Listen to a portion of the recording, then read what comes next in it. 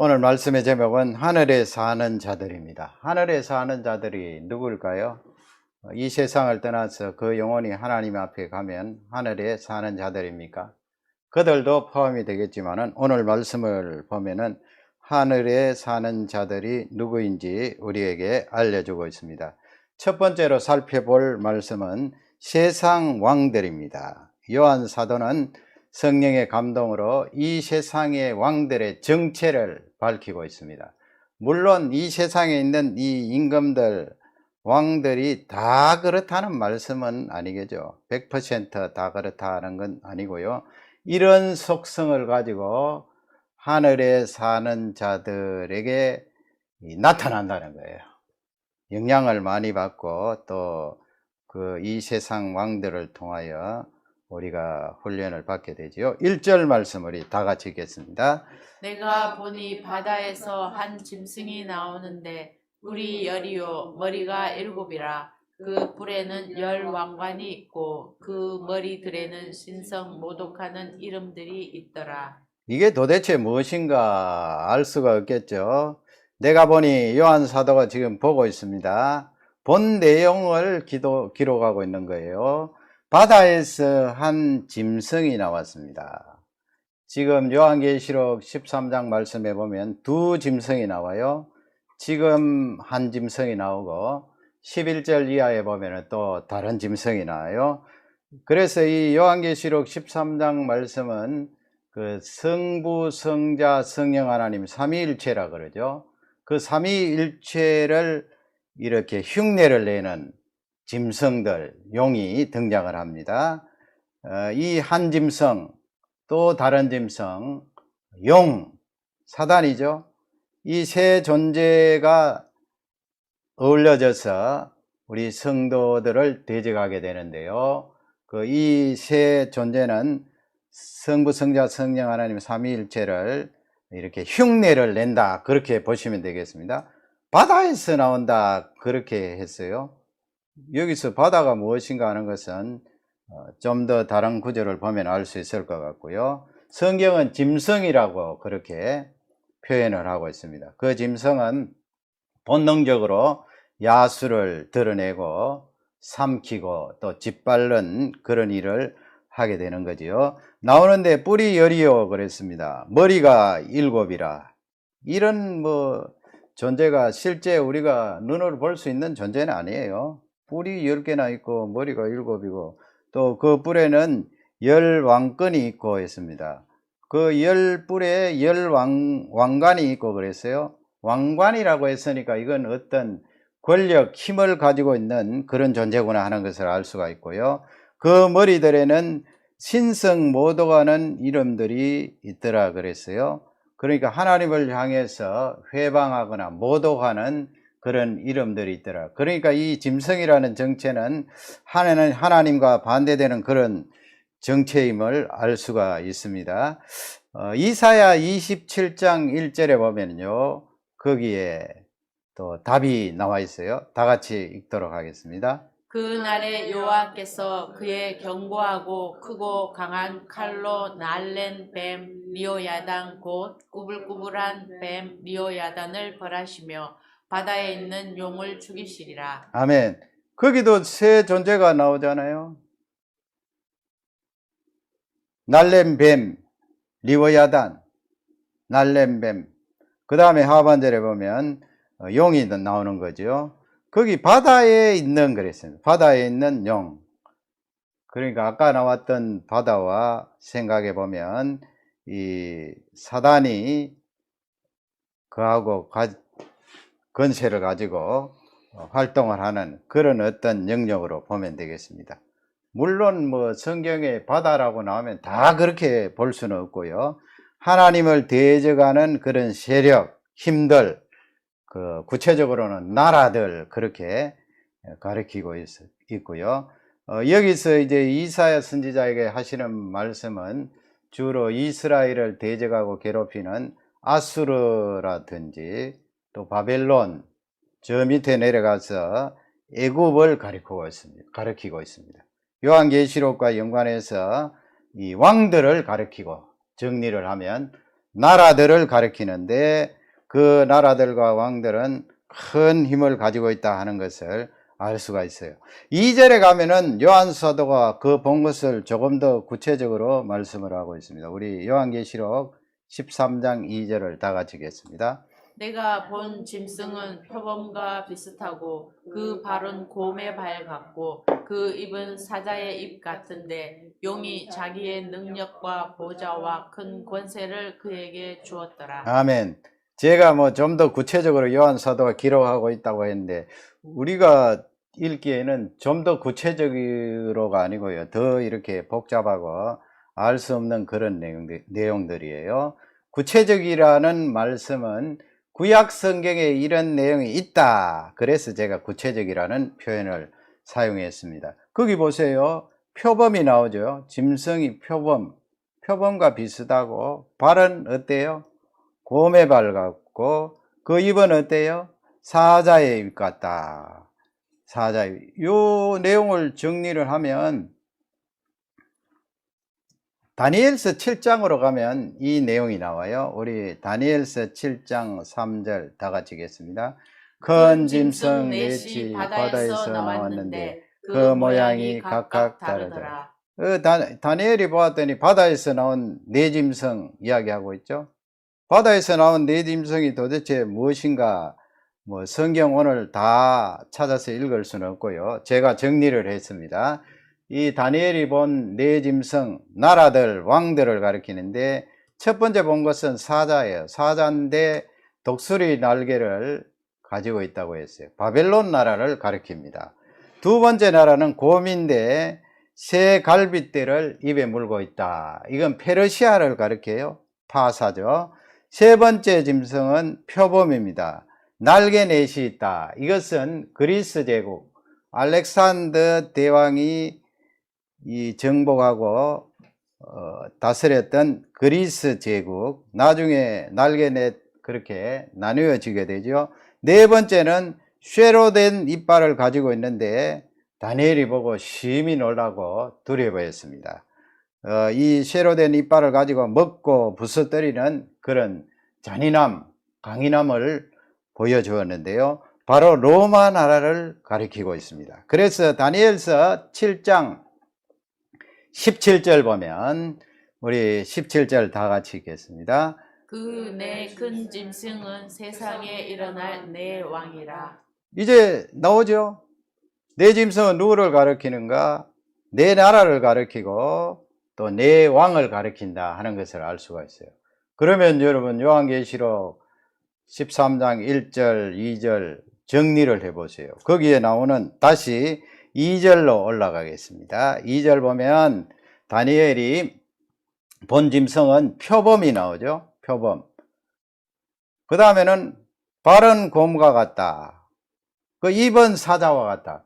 그 다니엘은 네 짐승을 각각 다른 네 짐승을 보았습니다만은 요한 사도는 지금 네 짐승을 봅니까? 아니, 한 짐승을 봐요. 한 짐승인데 사자 같고 또 곰 같고 표범 같은 그런 짐승을 보고 있습니다. 그러니까 다니엘이 본 것과 요한 사도가 본 것이 같은 맥락이에요. 이 본 짐승이 무엇인가? 세상 나라의 왕들을 가리켜요.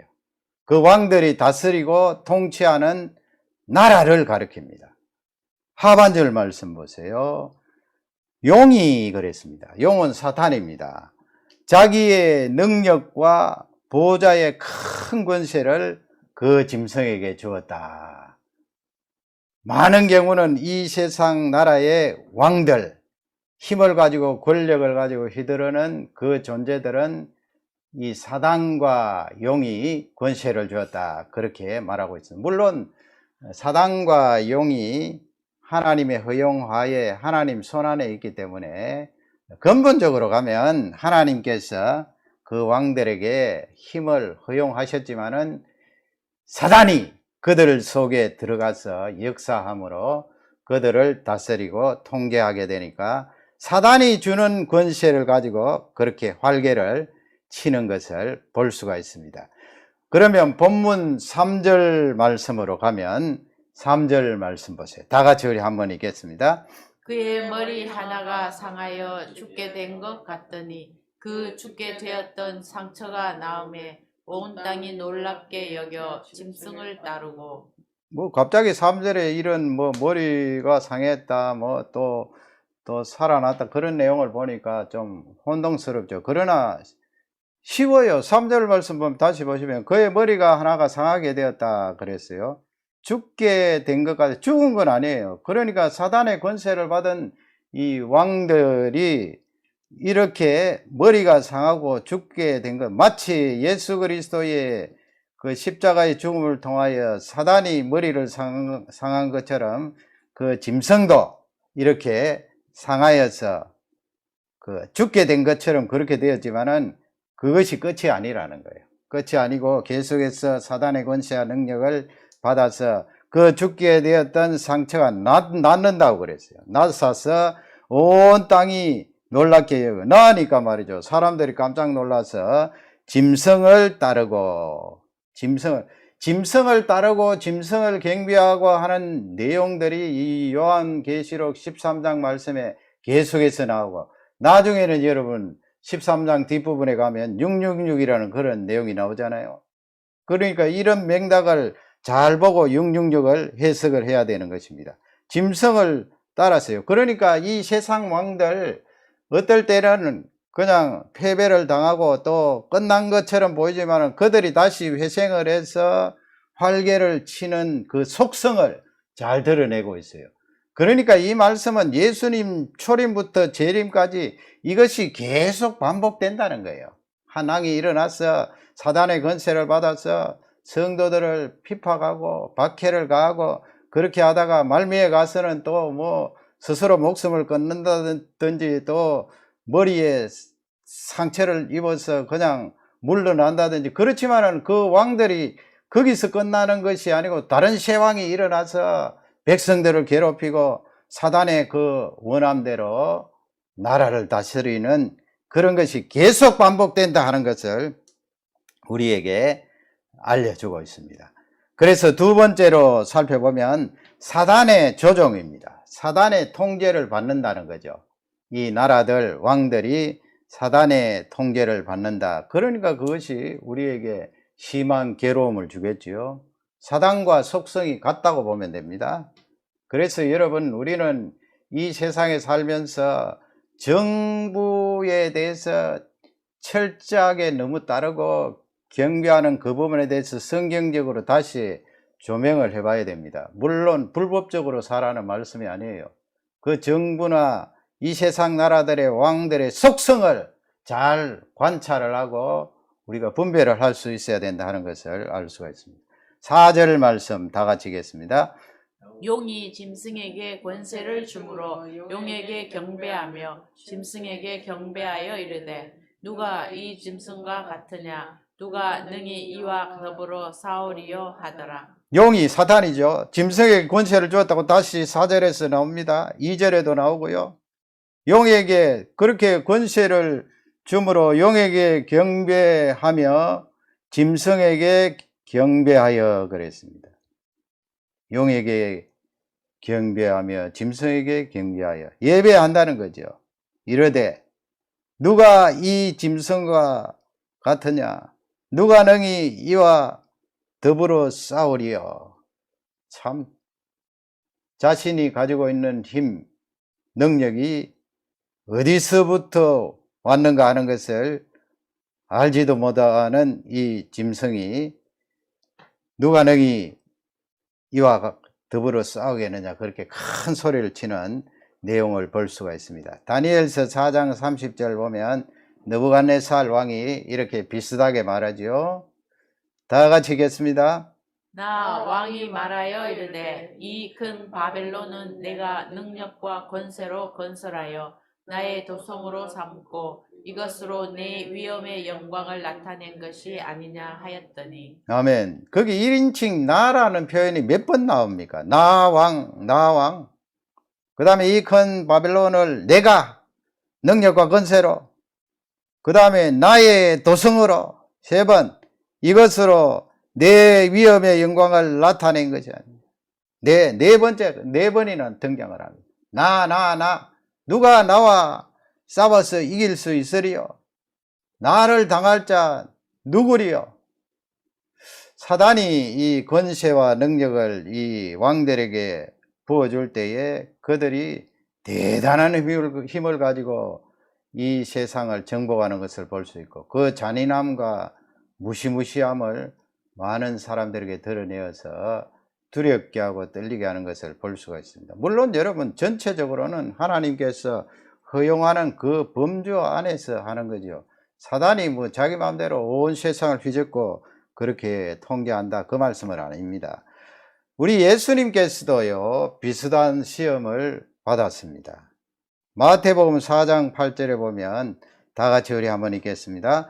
마귀가 또 그를 데리고 지극히 높은 산으로 가서 천하만국과 그 영광을 보여. 천하만국과 그랬잖아요. 지금 느부갓네살 왕이 이야기했던 것, 자기 힘으로 세웠다는 것을 자랑하고 떵떵거리고 있는데, 천하만국과 그 영광을 예수님께 보여주었습니다. 그리고 9절, 마태복음 4장 9절 또 다 같이 읽겠습니다. 이르되 만일 내게 엎드려 경배하면 이 모든 것을 내게 주리라. 반드시 사단은 이렇게 나옵니다. 왜 사단이 능력과 권세를 짐승에게 주었는가? 여러분, 정부나 이 왕들이 힘을 가지고 있으면 그 아래 들어가서 예배를 하게 되잖아요. 왕들이 나라를 크게 정복하고 다스리게 되면 그 다음에는 나오는 것이 내가 신이다, 이 말 아니에요. 느부갓네살도 마찬가지고요.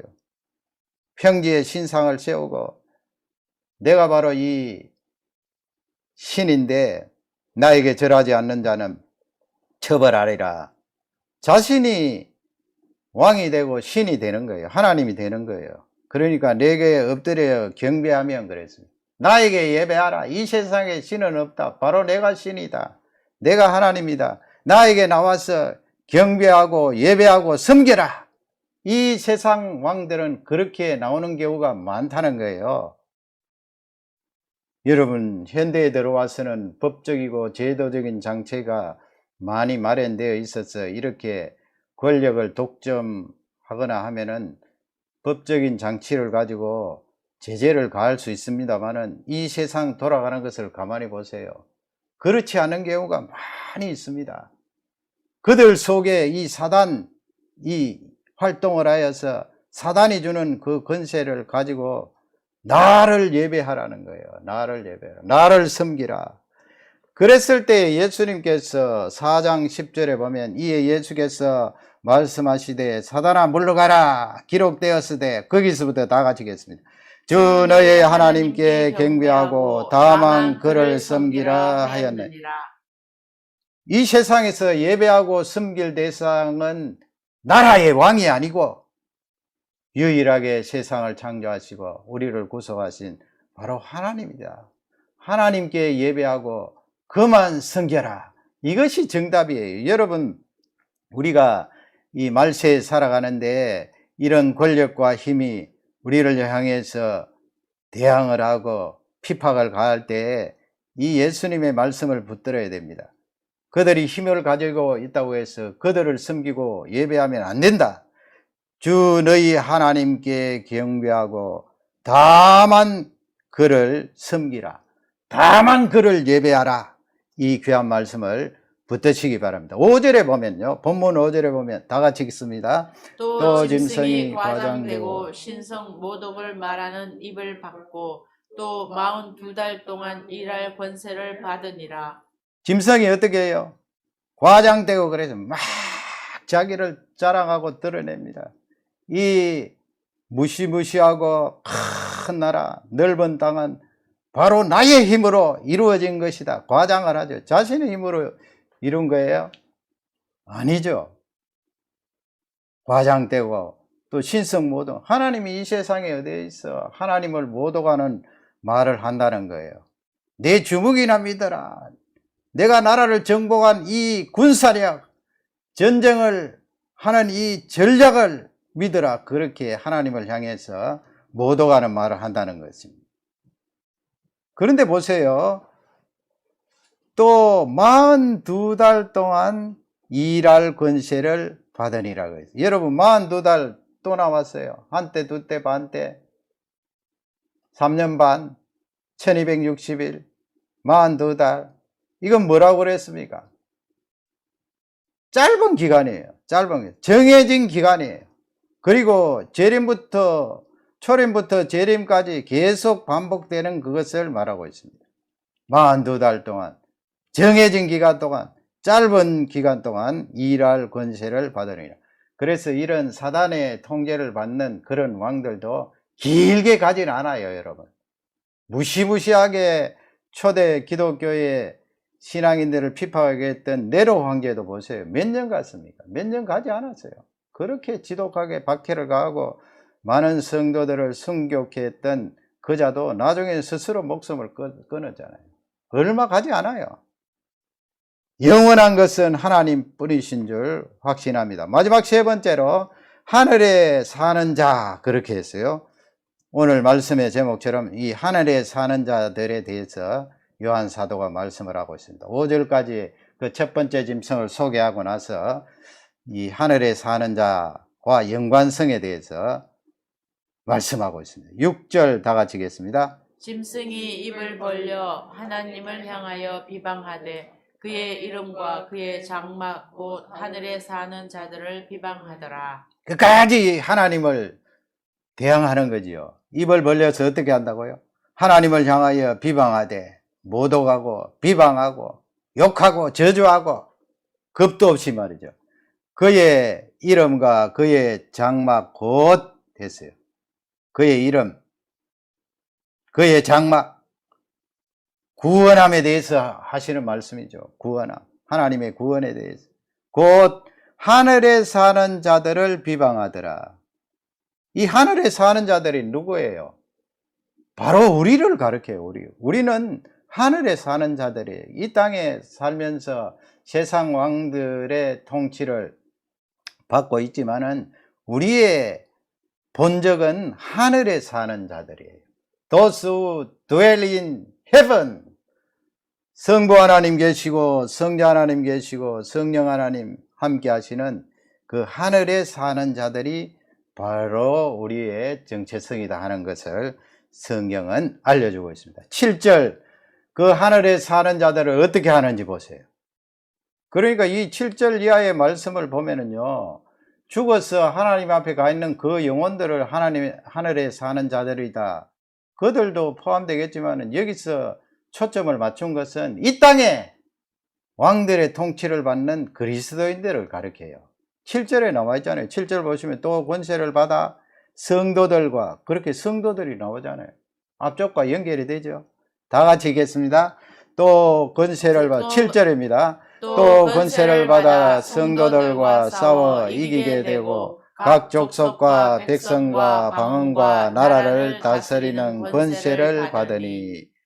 권세를 받아 그랬고요. 성도들과 싸워 이기게. 그러면 어떻게 된 거예요? 우리가 패배하는 거예요? 완전히 지는 거예요? 아니에요. 앞쪽 말씀 쭉 연관해서 보면 성도들과 싸워서 이기지만 그게 한시적이다. 짧은 시간 아니다. 짧은 시간 안에는 이기는 것 같지만은 결국은 성도들이 승리한다는 것을 알려주고 있습니다. 지금 요한계시록 10장부터 계속해서 반복되고 있어요. 한때, 두때, 반때다. 그리고 42달이다. 짧은 기간 동안은 성도들이 지는 것 같지만은 앞쪽에서 우리 살펴봤잖아요. 성도들이 그렇게 죽임을 당해서 거리에 시체로 있을 때 장사 지내주는 사람도 없고 그렇게 있는데 불과 며칠 사이에 하나님께서 능력을 부어주셔서 성도들이 다시 부활하는 내용이 나와 있잖아요. 계속 이 같은 맥락의 말씀이에요. 싸워 이기게 되지만 이건 짧은 기간이다. 각 족속과 백성과 방언과 나라를 다스리는 권세를 받으니, 이 권세를 가지고 이기는 것 같지만은 짧은 기간이다 하는 것을 알려주고 있고요. 8절 다 같이 읽겠습니다. 죽임을 당한 어린 양의 생명책에 창세 이후로 이름이 기록되지 못하고 이 땅에 사는 자들은 다 그 짐승에게 경배하리라. 여러분, 생명책이 나옵니다. 그래서 여기 8절 말씀은 13장 뒷부분에 666과 연관되어 있어요. 무슨 뭐 이마에 666 표를 넣는다든지 아니면 뭐 베리칩이라든지 그런 맥락의 말씀이 아니에요. 666이. 지금 보세요. 하반절에 보면은 다 그 짐승에게 경배하니라 그랬잖아요. 다 짐승을 예배하고 그 짐승을 따라가는데 앞쪽에 짐승을 따라가지 않고 예배하지 않는 자들은 누구예요? 생명책에 기록된 자들. 그러면 그 생명책에 기록된 자들은 누구입니까? 무엇을 근거로 생명책에 내 이름이 기록되어 있어요? 앞쪽에 나와 있잖아요. 어린 양 하면 뭐예요? 예수 그리스도께서 어린 양으로서 유월절의 어린 양으로서 십자가 위에서 피 흘리시고 그 뼈가 꺾이지 않으시고 유월절에 그 어린 양이 되셔서 우리를 구속하시고 대속하신 그것을 말해요. 이스라엘 백성들이 출애굽할 때 어린 양을 잡아서 피를 문설주 무림방에 바르면 다 이스라엘 백성들이 죽지 않고 살았잖아요. 십자가에 죽으신 어린 양 예수 그리스도를 바라보고 그 피를 의지하고 고백하면 죽음이 나에게 찾아오지 않고 영원한 생명으로 이어진다는 귀한 말씀이에요. 그 어린 양의 피로 말미암지 않고는 생명책에 내 이름이 기록되어질 수가 없어요. 내 이름이 생명책에 기록됐다는 근거가 어디에 있는가? 어떻게 확신할 수가 있는가?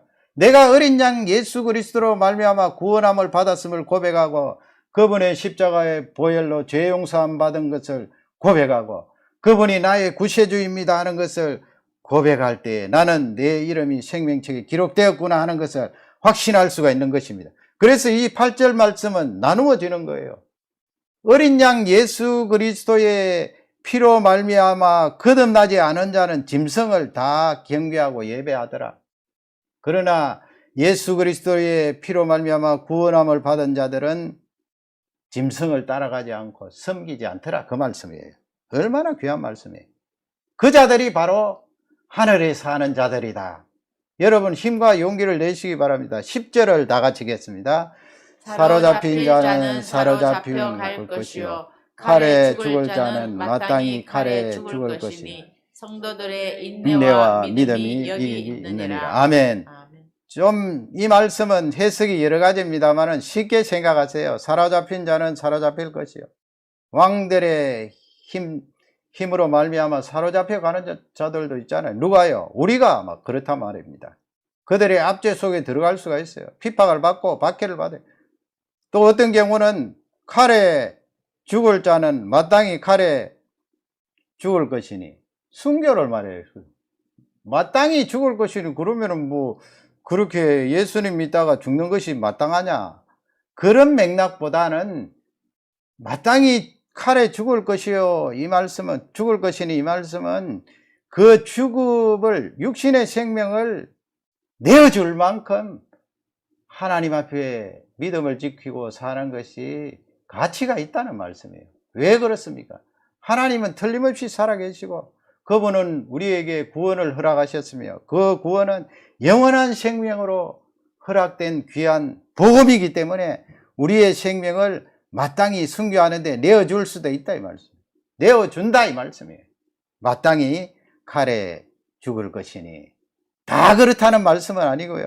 또 이렇게 칼에 순교를 당할 그런 성도들도 있겠다 이 말씀이에요. 우리 12제자 가운데 11명은 다 순교당했잖아요. 그리고 예수님 초림부터 재림까지 이렇게 순교의 제물이 된 성도들이 얼마나 많아요. 마지막 구절에 보면, 마지막 부분에 보면 성도들의 인내와 믿음이 여기 있느니라. 설사 내가 이 육신의 생명을 복음을 위하여 내어주는 그 장에 들어가지 않을지라도 우리의 삶의 현장에서 이렇게 생명을 내어놓을 정도로 그렇게 복음을 위해서 우리가 인내하고 믿음을 지켜야 된다 그 말씀이에요. 믿음을 지키는 중요한 우리의 감성 가운데 하나가 인내입니다. 참는다는 거. 아이고 이 세상 나라 임금들은 저렇게 힘이 강하고 우리를 내리누르는데 우리가 어떻게 견디겠는가. 잠시 내가 그냥 떠나리라. 그렇게 하면 인내를 못하는 거죠.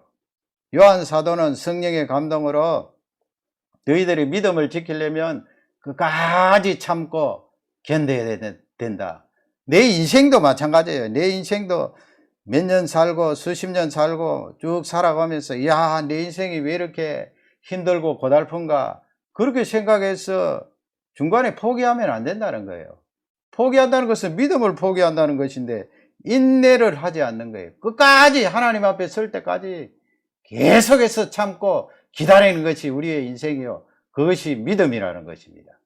예수님 초림부터 재림까지도 전체적으로 보면 각 성도들이 믿음을 지키기 위해서는 이렇게 참고 인내해야 된다 하는 것을 요한 사도는 우리에게 알려주고 있습니다. 초대교회 성도들이 여러분 요한 사도 시대에 얼마나 어려움을 많이 당했어요. 그 어려움 속에 요한 사도가 그들에게 말씀을 주는 거예요. 1차적으로 너희들 그 가지고 있는 믿음을 절대로 버려서는 안 된다. 그러기 위해서는 인내하고 하나님 말씀과 기도를 통하여 끝까지 참아라. 그런 말씀이 되겠습니다. 그리고 후대인 우리들에게도 요한 사도는 성령의 감동으로 어느 시대에 살든지 아무리 찬란한 문명이 꼽히는 이 시대에 살고 있지만은 믿음을 놓쳐서는 되지 않는다. 그 믿음을 붙들고 나아가기 위해서는 끝까지 참고 인내하라. 귀한 말씀이 되겠습니다. 여러분 이렇게 바이러스도 변종이 나와서 또 기승을 부리고 있는데 아이고 이 세상 언제 이렇게 옛날처럼 청정한 그런 시대가 오나? 아니에요. 믿음으로 나가는 거예요. 믿음으로. 이렇게 같이 사는 거예요. 바이러스하고. 같이 살면서 그냥 믿음으로 나가면 돼요.